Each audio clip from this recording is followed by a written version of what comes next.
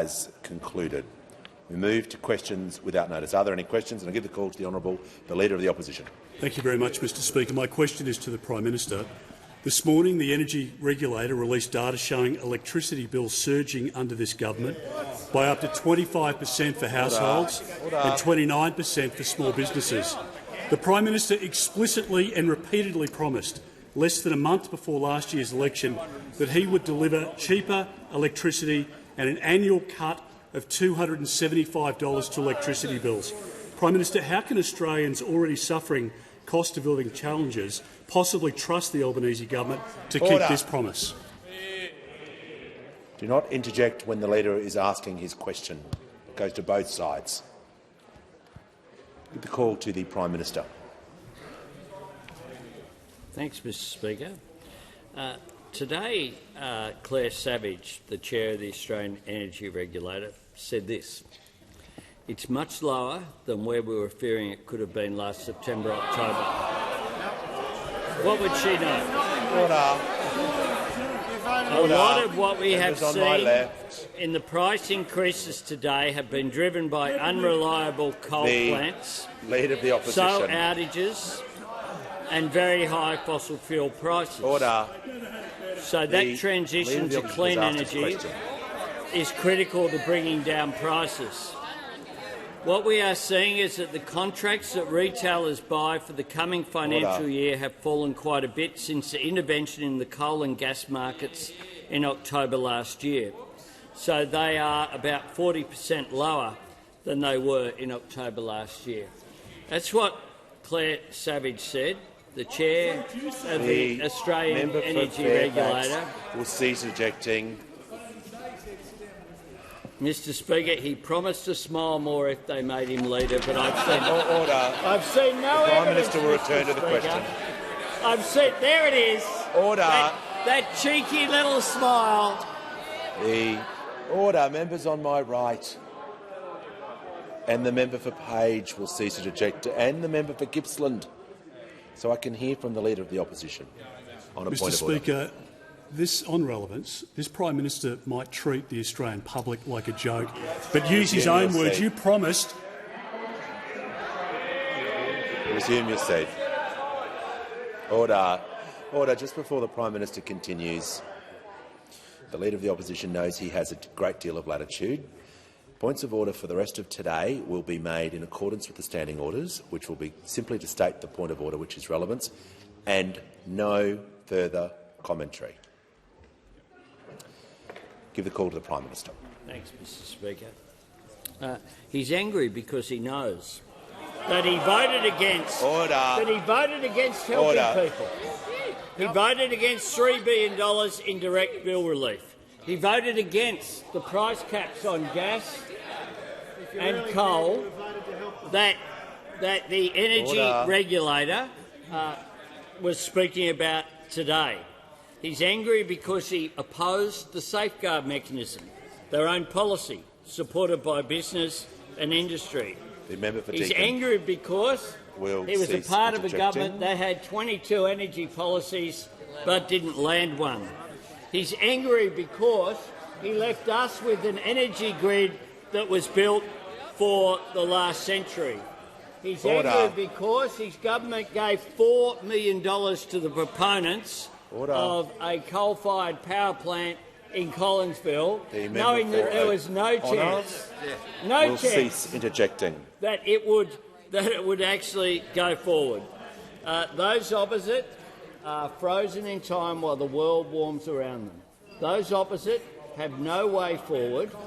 We have had practical measures put forward in this parliament to deal with the challenges that have arisen, that are global challenges, that have had a global impact, and those opposite left us with a policy that simply wasn't landed. We're going forward and making a difference.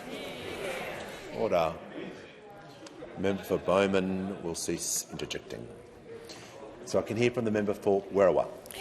Thank you, Mr Speaker. My question is to the Minister for Climate Change and Energy. What is the government's response to the release of today's default market offer, and what action has the government taken to shield Australians from the worst of the global energy crisis? Are there any threats to this action? The House will come to order. The member for O'Connor needs to be reminded that it is not the time before the minister has spoken to say a word. The member for Herbert is not helping either. The Minister for Climate Change and Energy has the call. Thank you very much, Mr Speaker. I thank the honourable member for Werriwa for the question. She's a very strong advocate for south-western Sydney, and she knows the importance of supporting families and households in places just like south-western Sydney through the period of elevated energy prices. And what the default market offer released by the energy regulator Claire Savage this morning does is confirm ongoing pressure on power prices and the ongoing relief provided by the Albanese government and the importance of that relief. And in terms of the announcement made this morning by Claire Savage, she has indicated, for example, the default market offer, which is a safety net offer about 1 in 10 households are on. In New South Wales, our home state, we've seen a 21% increase, which compared to what the energy regulator indicated to the government was likely of a 40% increase absent intervention. And in relation to those households, 1.6 million in New South Wales, for example, who have received the rebates negotiated by the Treasurer on behalf of the Commonwealth and the states and territories, they, instead of facing a 40% increase in power bills, will see an 8% decrease, an 8% cut in their energy bills as a result of the intervention of the Albanese government. And there are similar figures right around the country. Taking South Australia, for example, in which we were facing a 51% increase, we've instead seen a 24% increase, and after the impact of the rebates, a 3% cut in their energy bills. So that was the choice facing the Australian Parliament, whether to let these increases flow through to Australian households doing it tough, to Australian businesses doing it tough, or to intervene and act. And the government chose to intervene and act, and we've seen the impact of that today. And indeed, as the Prime Minister indicated, the regulator has in crystal clear language made the importance of that intervention clear early today, saying that these increases would have had a 5 in front of them in the absence of action. And we've seen a similar response in the Australian Energy Council, who talked about the impact of the rebates. And not only did those opposite vote against, the honourable member asked me about threats, not only did those opposite vote against the intervention, the Leader of the Opposition has doubled down, not admitted they got it wrong, and said he would rip up this intervention if he became Prime Minister. He would repeal the intervention. He would see these power price increases flow through to Australians without any intervention on his behalf, any stepping forward to protect Australians against the impact of these increases. He would just let them rip. That's his policy. Let these increases rip. Well, this government has a different approach.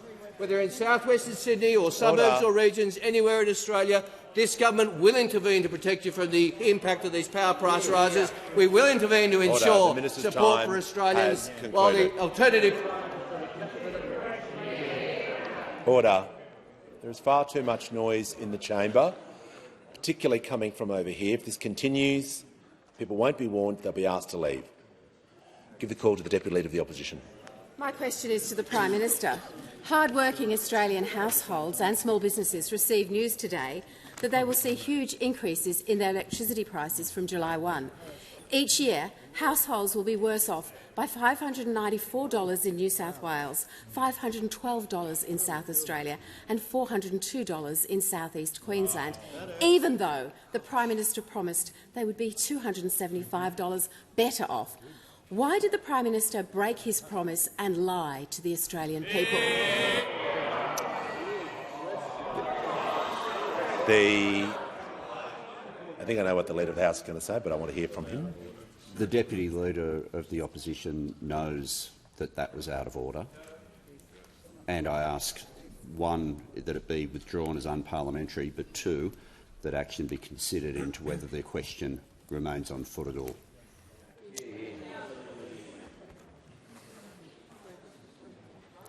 The question is out of order, but I'm going to give the Deputy Leader of the opposition a chance to rephrase it, just to withdraw the last part of the question, start a question again without that inference at the end. I withdraw the last part of the question, Mr Speaker, and my question remains to the Prime Minister. Hard-working Australian households and small businesses received news today that they will see huge increases in their electricity prices from July 1. Each year, households will be worse off by $594 in New South Wales, $512 in South Australia and $402 in South East Queensland, even though the Prime Minister promised they would be $275 better off. Why did the Prime Minister break his promise to the Australian people? Call to the Prime Minister. Order. The member for Deakin, I just warned the member for O'Connor about saying things before the Prime Minister or any other minister speaks. You'll be warned now. If you say one more thing during question time, you'll be asked to leave. You've been continually disruptive all throughout the week. Give the call to the Prime Minister. Thanks very much, Mr Speaker. And I'm asked about promises with regard to energy. And at the 2019 election, of course, the Coalition promised to reduce the wholesale price of electricity to $70 per megawatt by the end of 2021. Spoiler alert, it didn't happen, Mr Speaker. By the time they left office, the price was $286. So they promised 70 and they delivered 286. That was what we inherited. The member for Hume, when they were in charge also, promised $1 billion to deliver 3,800 megawatts of new power generation. Spoiler alert, didn't happen. Not a single kilowatt. Not one. Not a single dollar. Order. Not even a watt.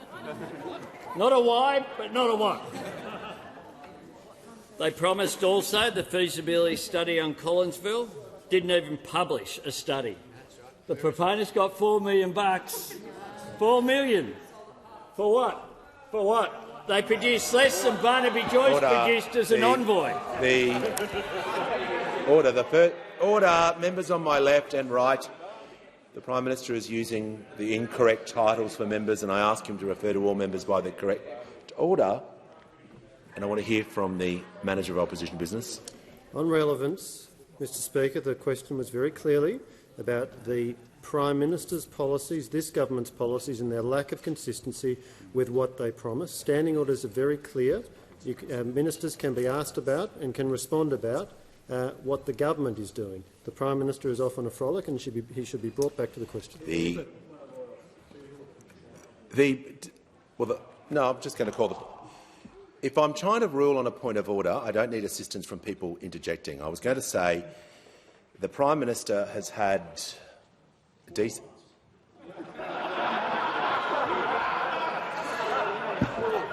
I just call the Prime Minister in continuation. Order. Seriously, Mr Speaker. Order. Order. The Leader of the Opposition will cease objecting. The House is going to come to order. There is a general warning for the entire House now. The Prime Minister will be heard in silence, otherwise action will be taken.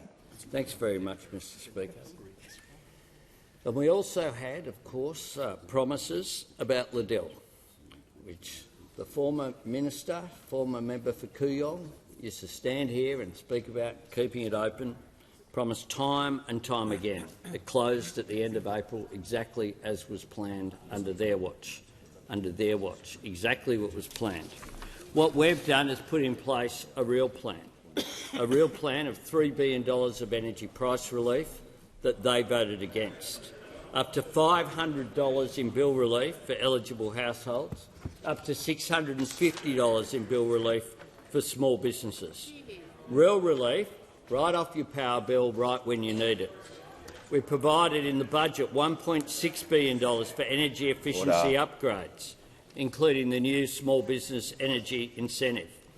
With Rewiring the Nation, $16 billion has been provided to unlock the grid, to upgrade it so that it's able to accept more renewable energy. Signed Marinus Link, talked about by those opposite, but nothing happened. Declared the first offshore wind zone in Australia. Deployed $400 community batteries are being deployed across Australia. We've implemented the Capacity Investment Scheme to unlock over $10 billion of investment in batteries, pumped hydro and more renewables in our grid. We have practical plans. Every one of them is opposed by the naysayers opposite. Has concluded. I'll hear from the member for Reid.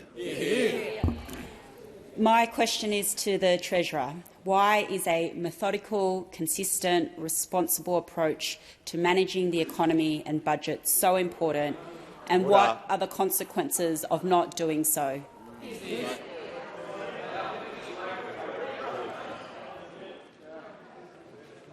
The member for Barker is now warned. Give the call to the Treasurer. Thanks very much, Mr Speaker. Thank you to the wonderful member for Reid for her question.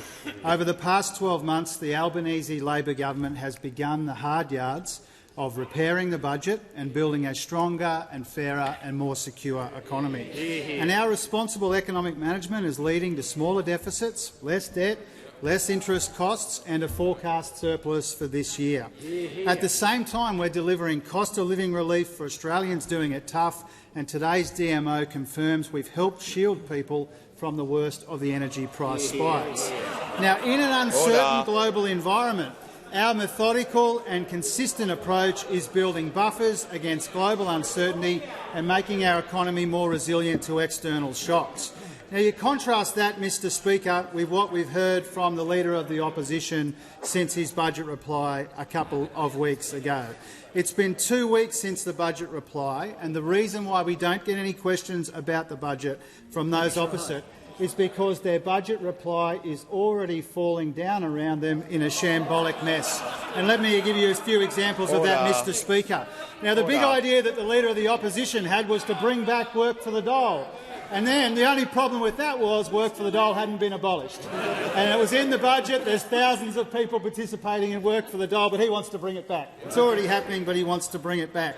2 weeks ago, he came up with this big idea about JobSeeker. He wanted to change the way JobSeeker did. 2 weeks later, they still can't tell us how much it costs. And whenever they're asked, they'll say, we'll tell you later on, but we want you to support it now. Mr Speaker, they have questions from up the back about how they want more people coming to Australia, and then up the front about how they want fewer people coming to Australia, and that's because they've been busted trying to play two different tunes with the same dog whistle, Mr Speaker. It hasn't dawned on them, Mr Speaker. It still hasn't dawned on them, Mr Speaker, that they're using a measure of inflation that strips out energy and food costs, which they're arguing is the main driver of inflation. Mr Speaker, it hasn't dawned on them that when they argue about the net policy impact, the $20 billion net policy impact from our budget, that is half of the net policy impact of the last budget that they had, yet they pretend ours is inflationary and theirs is not inflationary, Mr Speaker. They say they want smaller deficits, but they want to spend more money on defence and they want to give bigger tax breaks for people who've already got tens of millions of dollars in super, Mr Speaker. They said on budget night that they supported all along our energy plan, right? The same energy plan. The only problem with that, it's the same energy plan they came in here and voted against, Mr Speaker. This is the usual coalition bin fire of haplessness and hopelessness and heartlessness. They've gone from born to rule to born to rot, Mr Speaker, and you see that in the $1 trillion of debt that they left us with almost nothing to show for it. Order. The member for Riverina does not need to interject. Before I call the member for Goldstein, I'm pleased to inform the House that present at gallery today is the Australian Political Exchange Council's 14th delegation from the Philippines, led by Ms Eunice Balbacon. On behalf of the House, I extend a very warm welcome to you all. Give the call to the member for Goldstein. Thank you, Speaker. To the Health Minister. Recently, 16-year-old Katia from my electorate contacted me about the death of her 15-year-old friend due to an eating disorder. Katia says, "The fact that the system is so bad that it caused a once young, passionate girl full of life to commit suicide is so sickening. I can't even express my words for how disgusted I am." On behalf of Katia and her friend, whose memorial service was this morning, why was there no new funding for eating disorder treatment in the budget? The call to the Minister for Health and Aged Care. Thank you, Mr Speaker, and I thank the member for Goldstein for her question and send, I imagine, all of our condolences to Katia and to her friends, family and other friends as well. I want to pay credit to the member's advocacy around this issue from the day she arrived in this place, and she works across the aisle with others who have been impacted either directly or through their community representation by this devastating condition. We know it hits people in the prime of their life when they've got so much potential before them. We know it's incredibly difficult to treat, sometimes difficult to diagnose, and we know it's incredibly dangerous, as this tragedy reminds us again. It is the single medical illness with the highest mortality rate of all of the medical illnesses. You also know, and we've talked about this, Member for Goldstein, that there has been an increase in presentations right across the country through the COVID period, which has proved very stubborn. It hasn't yet started to subside, unlike some other health impacts of the pandemic. And historically, we all know that there has not been enough good evidence-based treatment that's generally and historically been provided at state level. Now, we are trying to do more at a Commonwealth level, and to his very great credit, my predecessor Greg Hunt put in place a new Medicare program that provides up to 40 additional psychological sessions and 20 dietitian sessions per year. That's been running for 3 years now. I think it's time to evaluate that program, the impact it's had on the community through a difficult period. More than 500,000 sessions of care under that program have already been delivered, which is a great thing, but hasn't changed the picture or shifted the dial sufficiently. As you also know, there was money allocated by the former government to state governments for residential treatment centres. I've written to them. We've talked about this not moving quickly enough. I'm hopeful of announcements, including in your state, very soon, so that can actually get up and running. We've allocated $20 million for competitive community grants, which we're about to announce as well. In the budget 2 weeks ago, we did allocate new funding for this area. It was new funding for services that were otherwise not going to be funded beyond the 30th of June. The residential treatment centre you're familiar with in the Sunshine Coast, Wandinnerida, needed additional funding beyond the 30th of June. The Butterfly Bright, Body Bright program, terrific service, and a range of others as well.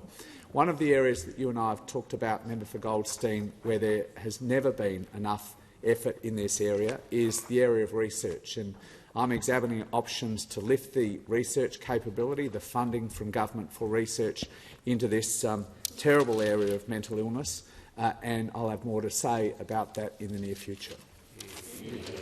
And on indulgence, I'll call the Leader of the Opposition. Thank you very much, Mr Speaker. Well, I want to lend the support of the opposition to the work of the minister. I want to send my condolences to the family and to the friends of this young individual, this young Australian whose life has been cut short at a very early stage. It is one of the most confounding issues for us as a country to deal with. There are members in this parliament who have close family members who have been affected by this disorder, and it's a very clear message that as a parliament we should send the government, the crossbench, everybody here, that it's an issue that we want to do whatever we can to further address.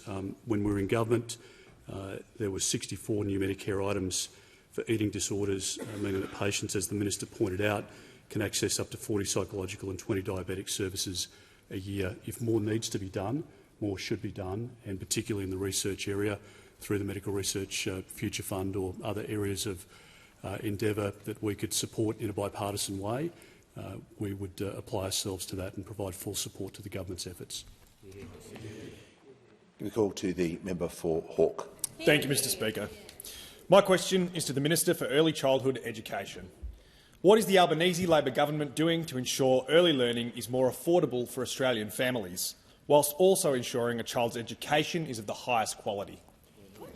Call to the Minister for Early Childhood Education and Minister for Youth. Thank you, Mr Speaker, and I thank the member for Hawke for his question, and I just want to acknowledge the member for Hawke's tireless work in representing the families and the children in the electorate of Hawke. Mr Speaker, all parents want the best for their children. A life of opportunities, a life filled with lifelong learning, a life full of experiences that help them thrive.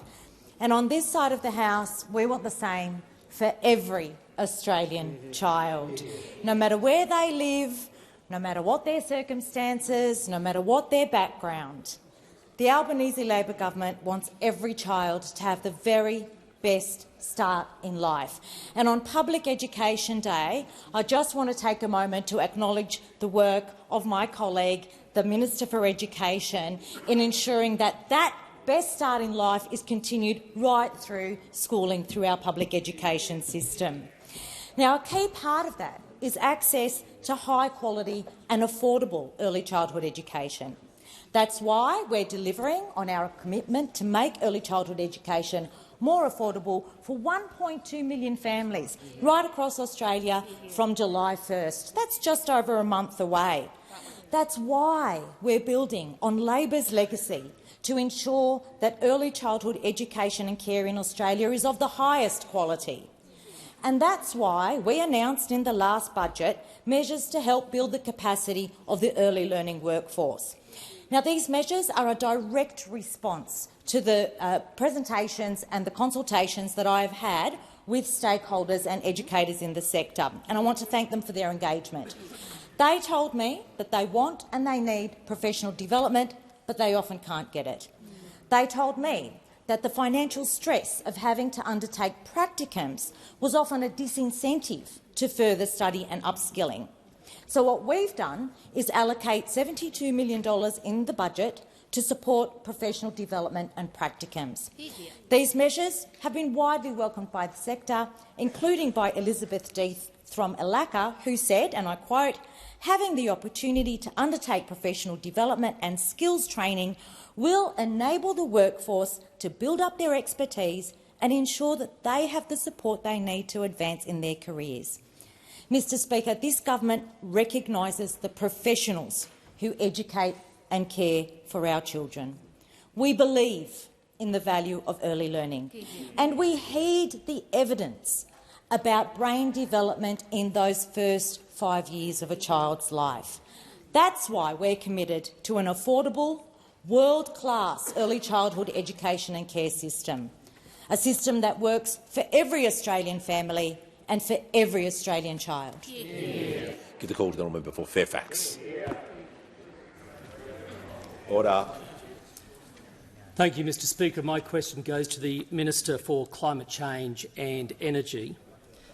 Darren Pilcher has been a local cafe owner on the Sunshine Coast for the past 8.5 years, and he's just gone through one of the toughest years in business under this Labor government.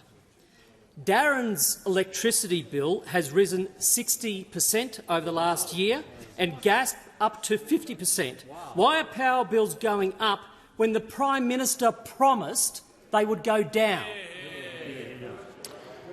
Give the call to the Minister for Climate Change and Energy. The Minister has the call. Well, thanks very much, Mr Speaker. I appreciate the question from the honourable member for Fairfax, especially given it's the first one he's asked me since February, Mr Speaker, since February, and here we are in May, and I'm very delighted to get a question from my Shadow Minister, Mr Speaker. In fact, I appreciate the Shadow Minister generally. Generally, I appreciate him, Mr Speaker. It's very important to me that he stays in his current role. Now, Mr Speaker, in relation to Queensland small businesses, it's also the case that because of this government's intervention, the increase that Queensland small businesses are facing has gone from 43% down to 22% as a result of the intervention of this government, Mr Speaker, an intervention those opposite, one, would not have imposed, and secondly, would repeal. The Leader of the Opposition was at the APIA conference a couple of weeks ago promising to rip them up. I say APIA, you say APIA. I say renewables, you say nuclear. Let's call the whole thing off. Let's call the whole thing off, Mr Speaker. Now, the Leader of the Opposition was promising to rip up the intervention. He was channelling his inner Reagan. He was saying he was like Ronald Reagan. He was saying, Mr Albanese, tear down this bill relief, he was saying, Mr Speaker. That was his message at the APIA conference. Well, we're not going to stop the bill relief. We're going to continue with the bill relief for businesses and for households right around the country, because that's what good governments do. Order. House comes to order. I'll hear from the member for Macon. Thank you, Mr Speaker. My question is to the Minister for Health. How is the Albanese Labor government's cheaper medicine policy making healthcare more affordable? Why is this important, and how is it helping to change the lives of Australians? How have the pressures on costs of medicines changed over time? Call to the Minister for Health and Aged Care. Thank you, Mr Speaker. I thank my friend the member for Macon, who has proudly served his community for more than 3 decades in the north and north-eastern suburbs of Adelaide, first as mayor and then for a long time in this place. And he's been a relentless advocate for better healthcare services in the areas that he serves. Like the rest of us, the member campaigned very hard at the last election on our promise to make medicines cheaper, and we're delivering on that promise by listing more life-saving, life-changing medicines on the PBS and by cutting the script prices for millions and millions of patients. Yesterday I had the absolute pleasure, Mr Speaker, of joining 3 extraordinary young Australians and their parents. Oscar, who's 10 and the Deputy Prime Minister would be pleased to hear, a fierce Geelong Football Club supporter, Ari, who's 12, and 3-year-old Kira from the Sunshine Coast. All 3 of these kids have achondroplasia, the most common form of dwarfism. The 140 kids born with this condition every year are 50 times more likely than other babies not to live beyond 5 years of age. And if they do survive, they'll likely have to endure multiple major surgeries and live for years with pain and disability. Yesterday we celebrated the PBS listing of an extraordinary new drug, Voxzogo, a treatment that was proven through global clinical trials led here by researchers at the Murdoch Children's Research Institute down in Melbourne.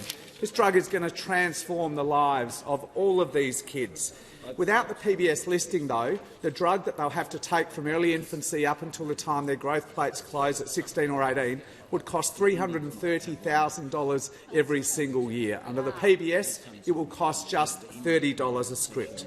And, Mr Speaker, we're also committed to cutting the price of PBS scripts for patients. On January 1st, I've said a couple of times in this place, we delivered the biggest cut to the price of medicines in the 75-year history of the PBS. Mr Speaker, in the budget we announced that we've also accepted advice from the experts in the PBS to allow patients to access up to 60 days' supply of common medicines for chronic disease. This will halve the cost of those medicines for 6 million patients, which is why our decision has been supported by a long list of patient groups. It will also halve the number of routine visits to GPs to get a repeat script, freeing up millions of GP consults every year for other patients, which again is why our decision has been supported by every single doctors' group in this country. Now, of course, Mr Speaker, we will reinvest every single dollar the Commonwealth saves from this change back into community pharmacy, but this government is deeply committed to delivering cheaper and cheaper medicines for Australians. It's good for their hip pocket and it's also good for their health. Call to the honourable member for Flynn. Mr Speaker, my question is to the Minister for Climate Change and Energy. The minister stated in a speech on the 24th of September 2022 that Australia will need to install 22,000 solar panels every day and 40 wind turbines every month by 2030 to reach the government's 82% renewable energy target. It has been over 240 days since this speech. Can the minister provide an update of how many solar panels and wind turbines have been installed in this timeframe? Give the call to the Minister for Climate Change and Energy. Thank you, Mr Speaker. Very happy to. Very happy to. Investment in large-scale renewables is up 55% under this government, Mr Speaker. We've had 7.1 gigawatts committed of investment in renewable energy, Mr Speaker, since this government was elected. That's the update for the honourable member. We on this side are very proud of renewable energy. They pretend, some of them pretend to support renewable energy. Some of them, like the member for Flynn, to his credit, don't bother to pretend. Give order.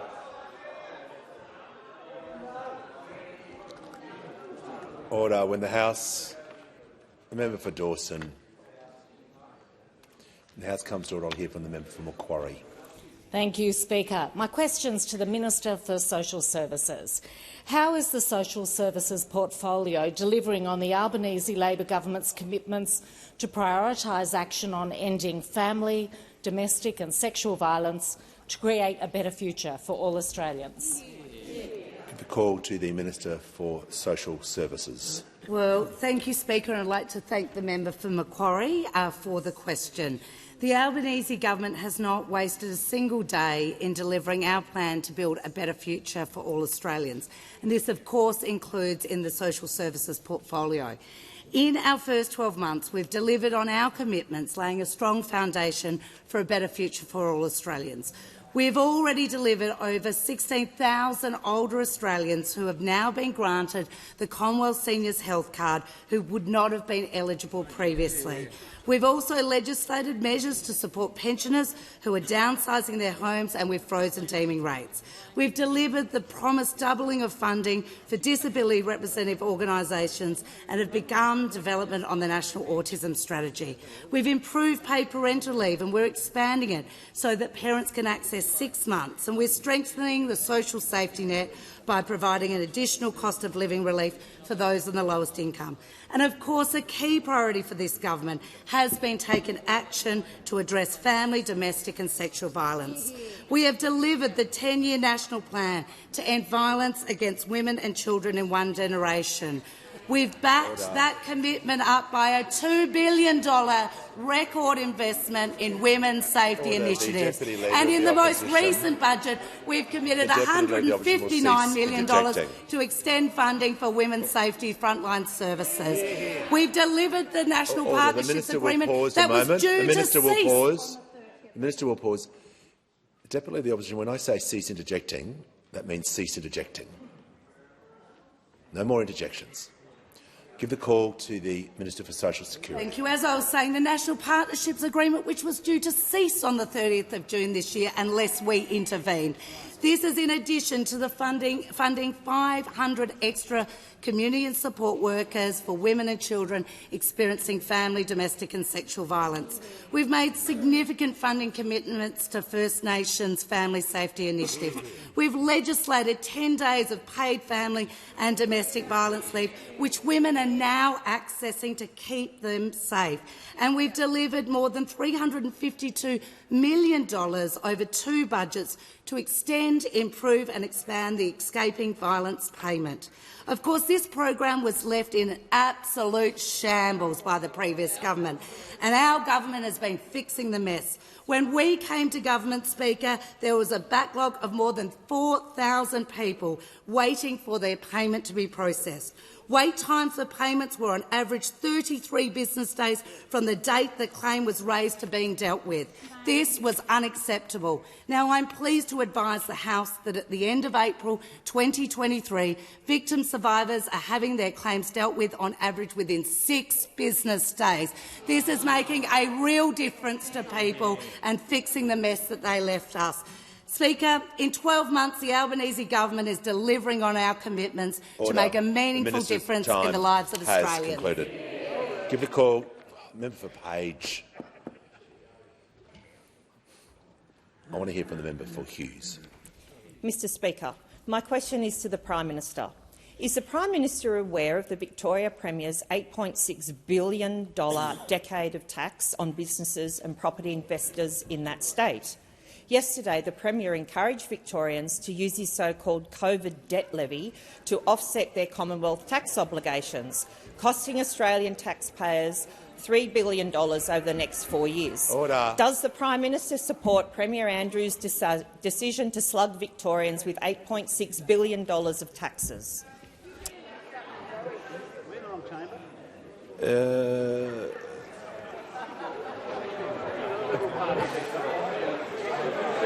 I'm just order, members on my left. The question was about the Victorian budget, but I just want to hear from the Leader of the House. Yeah, Mr. Speaker, ministers are to be asked under standing orders for what's within their portfolio. It is open to any member of the parliament to contest a state election, but in terms of if question time starts to become commentary on every state issue, it fundamentally just undermines what question time's here for. Order. Order. I want to hear from the Manager of Opposition Business. Well, Mr Speaker, it very clearly has an implication on Commonwealth revenues, as indeed the Victorian Premier has explicitly pointed out, and that's why it goes squarely to the Prime Minister's responsibilities. If it was the question was around the impact to the Commonwealth budget or something the Prime Minister, that was not part of the question. I agree with the Manager of Opposition, but the end part of the question was, do you support the Victorian state budget? That was the part of the question that was asked. So I'm going to allow the question, but I just say, for the benefit for members for future, when framing questions, if it can be related directly to the Prime Minister or the Minister's responsibility, that question is going to be totally within standing orders. So because of the respect I have for the member for Hughes, I'm going to allow the Prime Minister to address the end part of the question. I'm not sure what bit that was, Mr Speaker. But I'm happy to talk about budgets. I'm happy to talk about our budget, which I'm responsible for as the person who chairs the Cabinet. I'm happy to talk about our boost to bulk billing, helping 11 million Australians see a doctor for free. I'm happy to talk about halving medicine costs. The Prime Minister will pause. The Minister for Climate Change is not helping and will cease interjecting or be warned. I want to hear from the order. I want to hear from the Leader of the Opposition. Well, thank you, Mr Speaker. And to assist you, as you directed, the question was, and you directed the Prime Minister to the last part of the question, does the Prime Minister support Premier Andrews' decisions to slug Victorians with $8.6 billion of taxes? Well, I was listening carefully to the manager, and I was hoping that would be a cue, because the question was about responsibilities of the Victorian budget, which the Prime Minister does not have responsibility for. That is clear understanding orders. But we're just going to allow this question to go, and I'm just going to get the Prime Minister to be as relevant as he can to the question. Order. I'm trying to help him out, Mr Speaker. Trying to help him out. It's a very generous ruling, of course, that you have made. And I support the federal budget that has benefits for every single state and every territory in this country. Victorian aged care workers will benefit massively from the 15% pay increase that will occur. They'll benefit from the additional Medicare urgent care clinics that are there. They'll benefit from the Getting Wages moving that's occurring as well. Victorians will benefit from the energy bill relief that we put in place. Victorians will benefit, those people who are searching for work and are job seeker will benefit from the $40 a fortnight increase. And many Victorians as well, particularly single mums, will welcome the additional support by extending the single parenting payment from the youngest child reaching 8 up to the youngest child reaching 14. Victorians will benefit from the increased rent assistance, for the biggest increase in 30 years. They'll benefit from the 10 days family and domestic violence leave. They'll benefit from the energy efficiency measures that we have there as well. And Victorian small businesses will certainly welcome the small business incentives that are in place as a result, including the expansion of the instant asset write-off. Victorians, of course, will benefit greatly from our budget. And when I've been in Victoria, in the electorate of Higgins, with the member for Higgins, they're visiting a medicine centre, talking with doctors about the benefit that they will have from our plan to increase the incentive by 3 times the bulk billing incentive. That will make an enormous difference as well. When I was in the electorate of Goldstein, there at the Brighton pub, I suspect the first ever Labor Prime Minister to visit Brighton, they will certainly said that the budget was very well received. And when I was in McEwen, at a childcare centre in McEwen just a week ago, they certainly were very pleased that cheaper childcare will come in on July 1. I'll be in Ballarat in a short period of time. Order. Prime Minister's time has concluded. Order. I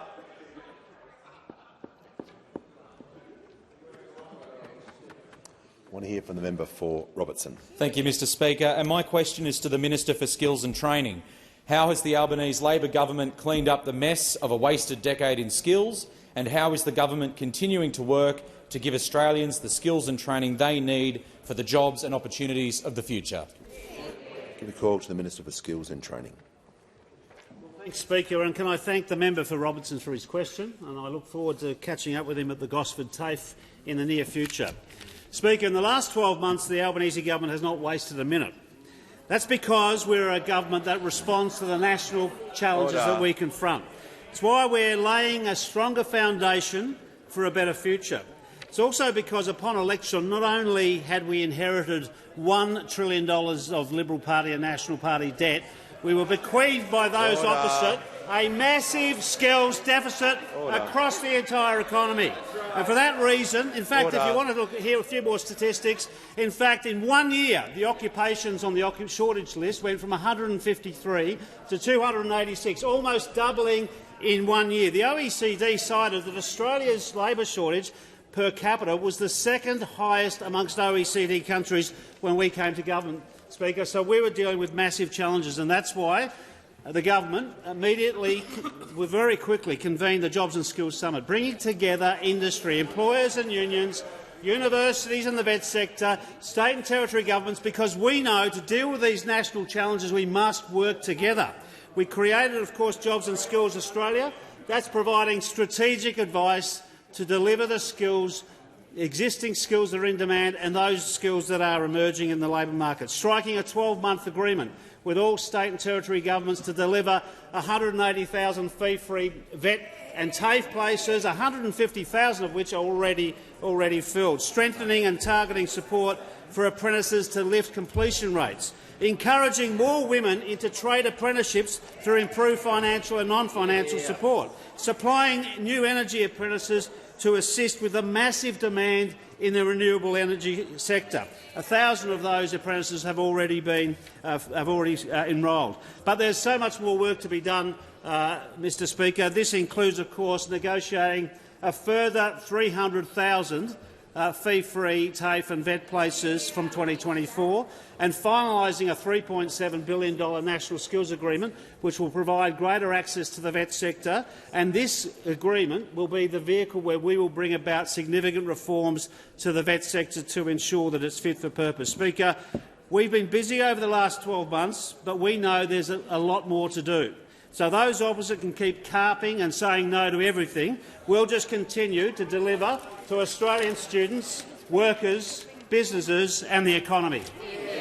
Just before I call the member for Wentworth, I was a little early before with the welcome for the Political Exchange Council's delegation from the Philippines, who are now here, and I welcome their delegation with Ms Eunice Balbacon. A very well welcome to our parliament. And I'll give the call to the member for Wentworth. Thank you. My question is to the Minister for the Environment and Water. This week, the Labor government in Victoria said it would end native forest logging. Yet Australia has the highest rate of deforestation in the developed world, and the federal government allows native forest logging to continue in New South Wales and Tasmania. When will the minister put an end to native forest logging across the whole of Australia? Give the call to the Minister for the Environment and the Minister for Water. Thank you so much, Mr Speaker, and I want to thank the member for Wentworth for her question. I know that she is absolutely committed to better environmental protection around Australia and, like us here as part of the Albanese Labor government, believes that we need to protect more of what's precious, restore more of what's damaged and manage nature better for the future. She's quite right that we saw some very big news from Victoria during the week, following a few months ago on news from Western Australia about their native forest logging industry. I'd say to the member for Wentworth that we are very supportive and know that it's important to have forestry industry here in Australia. That's why the Albanese Labor government put $300 million into upgrading the the equipment for having more sophisticated forestry uses in Australia, into better training the workforce, and very importantly into expanding plantations, which already provide about 90% of our forestry needs here in Australia. On the issue of native forests in New South Wales and other parts of Australia, I think it's very important to acknowledge that forests are very important carbon sequestration providers. They're very important habitat. As the Minister for the Environment, obviously I'm very concerned to ensure that forests that are homes for leadbeater possums, for greater gliders, for, of course, koalas, which are endangered now, continue to offer those important homes and habitats for those creatures. And so we are determined to make sure, as we update the environment protection laws, that regional forest agreements come under our new national environment standards, and we're working very closely with the states, with the industry and with the conservation movement to make sure that happens. Give the call to the honourable member for Boothby. Thank you, Mr Speaker. My question is to the Minister for Defence Industry. How is the Albanese Labor government growing the workforce we need in Australia's defence industry? Why are these measures needed, and how do they differ from the actions of former governments? I give the call to the Minister for Defence Industry and the Minister for International Development and the Pacific. Thank you, Mr Speaker, and I thank the member for Boothby for her question and her passionate advocacy for the South Australian defence industry. The truth is that the Australian defence industry is a critical input to our national defence. Over 100,000 Australian defence industry workers get up every day to support the men and women of the Australian Defence Force. And this will increase as we increase our defence funding to deal with our strategic challenges that we're seeing at the moment. 20,000 direct jobs will be created supporting the nuclear-propelled submarines alone. And the truth is, Speaker, we'll need many more workers as we get on with the job of implementing the Defence Strategic Review recommendations, including modernising the Australian Army, enhancing the lethality of the Royal Australian Navy, giving more strike options to the Air Force and establishing a sovereign missile manufacturing capability in this country. That means more business for Australian industry, and that means more workers are needed. And that's why the Albanese Labor government is making very significant investments. We're establishing the Skills Academy in South Australia to actually train workers to work in our submarine and surface fleet construction programs. We've announced $130 million for 4,000 additional uni places in STEM subjects, and we've allocated $11 million to the WA Defence Industries Pathway program. We're providing certainty to employers, we're taking the hard decisions around prioritising projects, and we're increasing defence funding over the decade to give employers the certainty to hire more Australian workers. And this differs from the uncertainty and chaos we saw under the last government in defence. First, they wanted to build submarines in Japan. Then they spent $3.4 billion on the attack-class submarines. Then they stuffed up their Henderson Maritime Precinct. They then spent, and this is my favourite, $114 million on the Naval Shipbuilding College. And guess how many workers they trained? None. Zero. Zero workers trained for $114 million of expenditure. There were 24 ministers in the defence portfolio in a shambolic 9.5 years, and the result was 28 major projects running cumulatively 97 years late and $6.5 billion over budget, and they also left a 10-year capability gap with our submarines. The truth is, Speaker, they talked a big game, but they cut $12 billion from the defence budget and they added $42 billion of spending commitments without a single new dollar added. Without a single new dollar added. By contrast, the Albanese Labor government is providing sober adult leadership. We're increasing resources to defence to face the challenges, unlike the negative coalition over there. Order. The minister is warned now that term is not parliamentary. If anyone else uses that term, there will be actions. Give the call to the member for Gippsland. Thank you, Speaker. My question is to the Prime Minister, and I refer the Prime Minister to his statement of timber workers prior to the election, where he said, and I quote, Labor supports your industry, your family and your community. Prime Minister, given the Victorian Labor government's decision to ban all native harvesting of timber in just 6 months, sacking thousands of workers, what support has the Prime Minister and his government actually provided for timber workers across Australia, or is this just another broken promise? Order. Give the call to the Prime Minister. Thank you, Mr Speaker. I'm asked the second question I've been asked today about the Victorian budget. Mr Speaker. Order.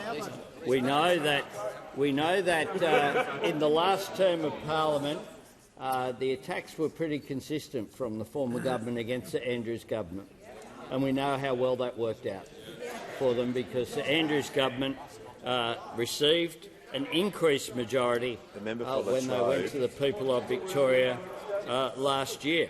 The Victorian government has a $200 million structural adjustment package in their budget, given I've been asked about it. And I certainly do support timber workers, and through the regional forestry agreements process, we work with states and territories to support Australia's forest industries to operate under high standards for environmental management and sustainable harvesting. We need timber products, and we want sustainable forestry jobs. And that's why we are investing, the Commonwealth Government, $300 million to grow plantations, modernise our timber manufacturing infrastructure and build the skills of our forestry workforce. And I note that through the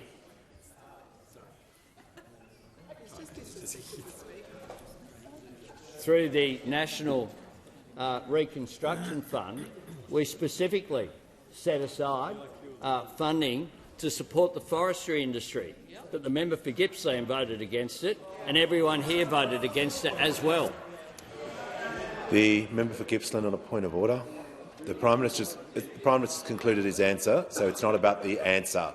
The member for Gippsland needs to. The Prime Minister's completed his answer. Why do you hate timber workers so much? No. The member for Gippsland. The member for Gippsland knows what he's just done there, which is completely unparliamentary, and he will keep walking out of the chamber.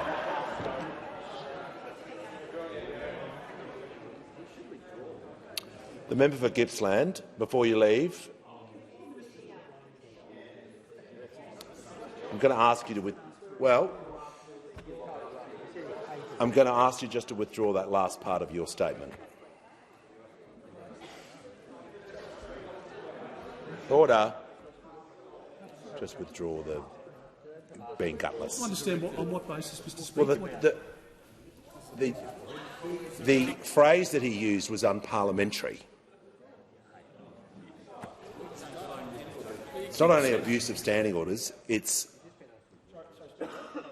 I acknowledge the abuse of standing orders and I withdraw the word hate, is that right? You just withdraw... Is that what I'm withdrawing? I withdraw. Thank you. Withdraw.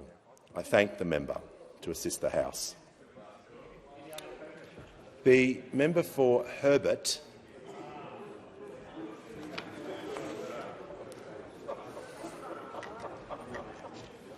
Thank the member for Brudden.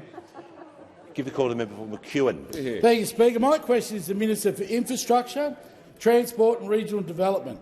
How has the Albanese Labor government delivered a better future across the country in the infrastructure portfolio over its first 12 months?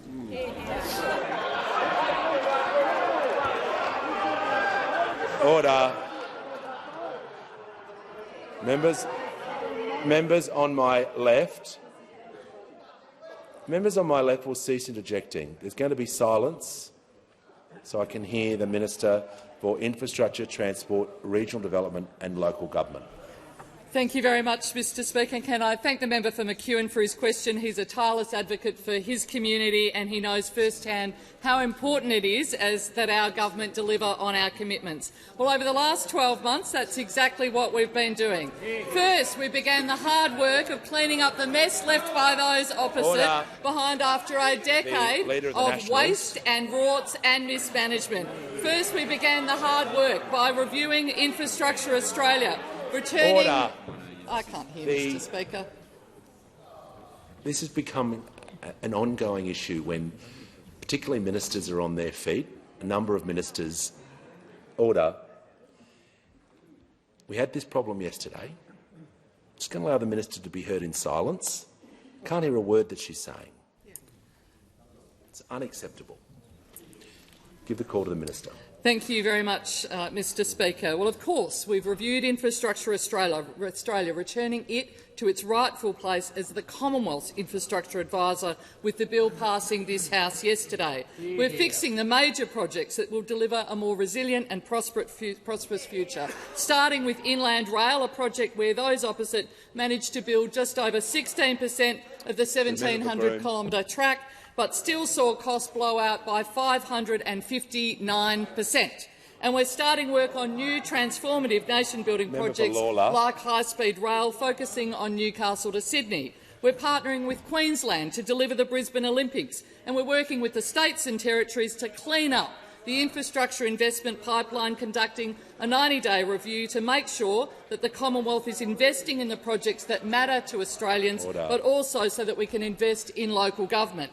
We've ended the regional rorts that those opposite presided over. We've created new, transparent and equitable grants programs for the cities, suburbs and the regions. And thanks to these new programs, for the very first time, every local government area in the country will be eligible to apply for an open, competitive grants program to deliver much-needed community infrastructure and bring forward plans to improve precincts to transform their communities. We've invested an additional $250 million in local roads in regional, rural and peri-urban Australia, on top of the $50 million we allocated in February, and as well as the $1 billion we're rolling out through this budget to every single state and territory for road safety. That includes $270 million for road safety projects in New South Wales, $255 in Queensland and over $100 million in Victoria and Western Australia. We're building greater resilience into our supply chains through work of our Strategic Fleet Task Force, decarbonising the maritime sector with green shipping corridors, and we're setting the aviation sector up for the future with our Aviation White Paper and our Jet Zero Council. And we're working on the largest scale projects like sealing the Tanami and the more than $3.5 billion I released just this week for the Metro to Western Sydney Airport, and smaller projects like the Senator Teresa Road, which I released $17 million for just today. We're getting on with the job of building infrastructure, delivering for our regions and our great cities right the way across the country. Call to the member for Brisbane. Thank you, Speaker. My question is to the Minister for Social Services. My electorate of Brisbane has the youngest demographic in Queensland. Young people, both in Brisbane and across the country, feel left behind, struggling to afford rent, seeing their HECS debt skyrocket and watching their standards of living drop. Under changes proposed in the budget, the rate of youth allowance will be $602.80 per fortnight, just $43 a day. Young people do not get discounts on their rent or groceries, so why is youth allowance still one of the lowest income support payments? Whoever's groaning there, a member for Holt, will be warned. Give the call to the Minister for Social Services. Thank you, Speaker, and I'd like to thank the member for his question, because what we've done in this budget is a very responsible cost of living package for those doing it toughest. And of course, as part of our initiatives, we have committed to a $40 increase in the base rate of many of those working-age payments. That, of course, includes JobSeeker, which those opposite have not made a decision about, but it also includes ABStudy, AusStudy and a range of other measures. Other payments, sorry. This has been responsible and important. I would like to point out to the House that this base rate increase, which I introduced legislation into the parliament today, will actually have indexation applied after the base rate is increased on the 20th of September, if it indeed passes the Senate. And I look forward to all of those across the Senate supporting that important piece of legislation. As also mentioned previously in question time today, We've increased the maximum rate of a Commonwealth rental assistance by 15%, the largest increase in over 30 years. Of course, will have indexation applied as well. Many students do access Commonwealth rent assistance because they do access the private rental market, and therefore this payment and this increase will be very much welcomed by students right around the country.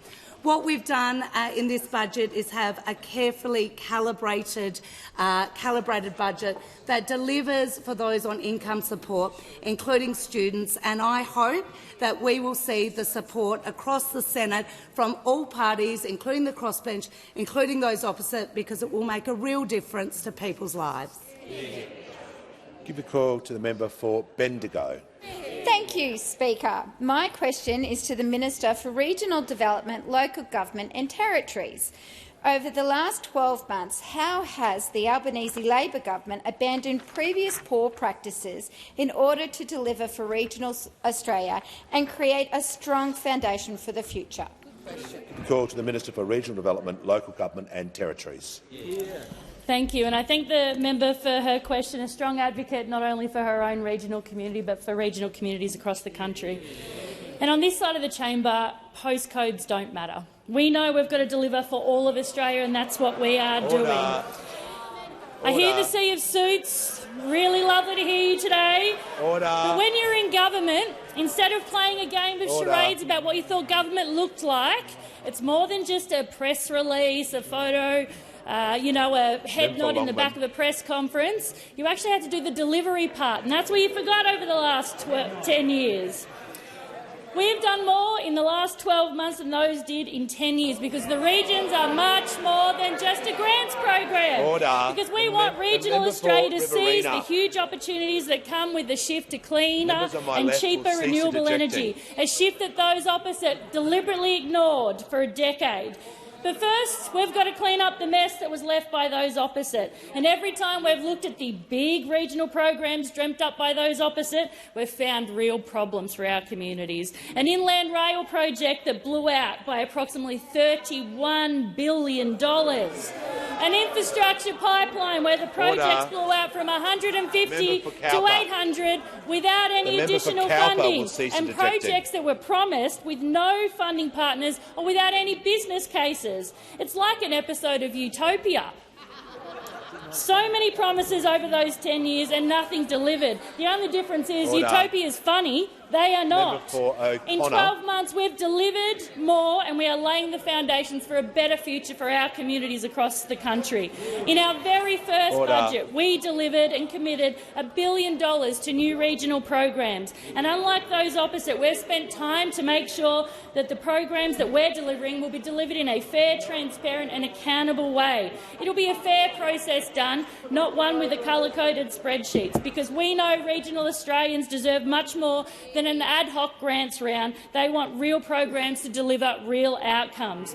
We've already provided increased connectivity by properly funding the NBN and fixing mobile phone black spots, housing assistance through the regional first-home buyers scheme, skills assistance through free TAFE places and more university places, funds for increased disaster resilience and mitigation. And I note those laughing opposite about black spot funds in natural disaster-prone electorates. Shame on you. In our most recent budget, we continue to help regional Australians. The Minister in continuation. Order. In our most regional budget, we helped regional Australians by tripling the bulk billing incentive, establishing a net zero authority and committing $1 billion to the national biosecurity system. We have done more in 12 months to deliver than those did in 10 years, and you should be ashamed of yourself for the way you've acted today. Order. The member for Wannon will resume his seat. The member for McEwen is warned. I'll hear from the. I'll call the Prime Minister. Thanks, Mr. Speaker. I ask that further questions be placed on the notice paper. Order. Order. No. Members on my left will cease interjecting immediately. If anyone else interjects while the Prime Minister is speaking, they will be removed immediately. Prime Minister has the call. Thanks, Mr. Speaker. On indulgence. It is fitting that our parliament pause for a moment to honour the remarkable life of a great Australian, Frank McGovern. Frank McGovern is the last of the survivors of HMAS Perth, and he passed away overnight. Frank joined the Naval Reservists in 1939 at just 19 years of age. He was on board